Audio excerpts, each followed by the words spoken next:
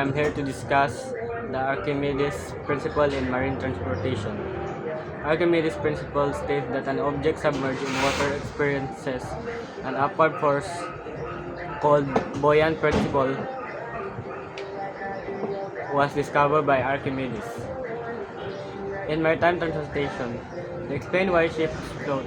Even though even though ships are made of heavy steel, they float because of their large hollow hulls displace great amount of water.